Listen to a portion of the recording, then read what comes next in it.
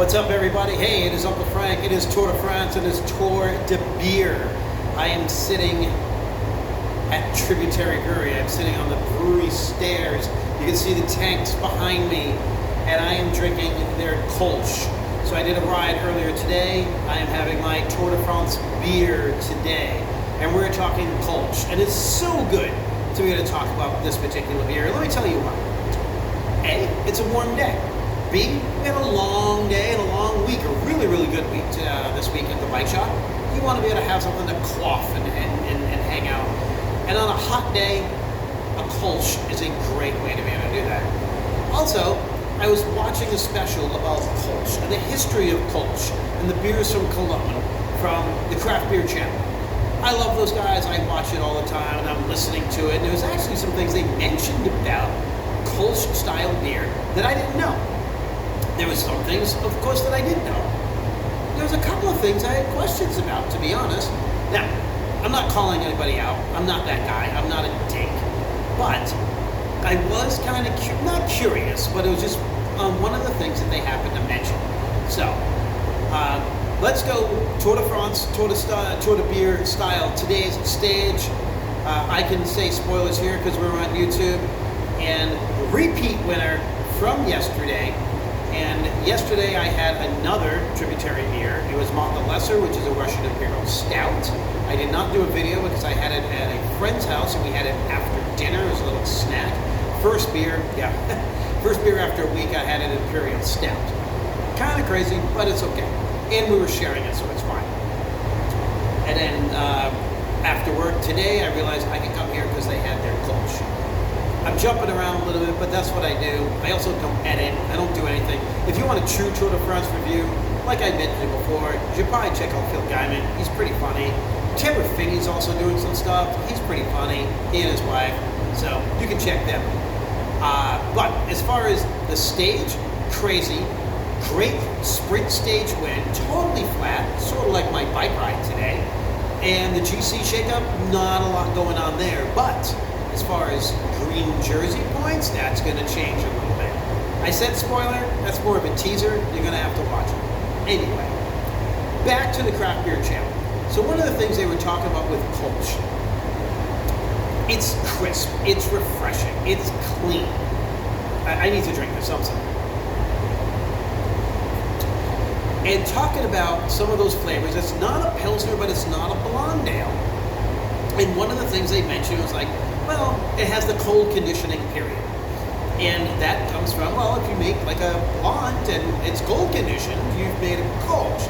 And they didn't say it exactly that way. And this is where, not that I have a disagreement, but where I'm going to say is because it was never talked about fermentation temperature. So me as a brewer for over 20 years and working in the industry and also being a beer judge, I feel like some of the best Kolsches I've made and the best Kolsches I've had, it's not so much just the cold conditioning period, it's the cooler fermentation period.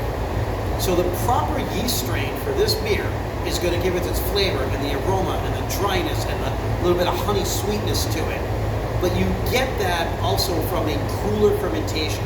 If you did everything the same and you fermented it at 74 degrees Fahrenheit, you will not get a Kolsch. I don't care if you use Kolsch ingredients, a Kolsch yeast, if you make it in Cologne. If you ferment at 74 degrees and then do a cold condition, it's not a Kolsch. It's not going to have the right flavors. You need to have a cooler fermentation temperature and the cooler conditioning period. For an example, when I first started brewing, the place I took over, everything was fermented at 70 degrees. I decided to do everything at 68, only because that's the year of my birth. Why not? Some of the beers had a little difference, some of them did not. But there are beers that will have a various different flavors based on fermentation temperature. So yeah, a blonde ale could be at 72, 74, 68. But if you want to make a Kolsch, it needs to be colder, at the coldest possible end of that fermentation temperature. 65, 62. Maybe even 60 and it goes off slow and then it doesn't look like it's going to ferment and it finally does. And when it does and it takes off, then it gets off vigorous and it blows off all the sulfur.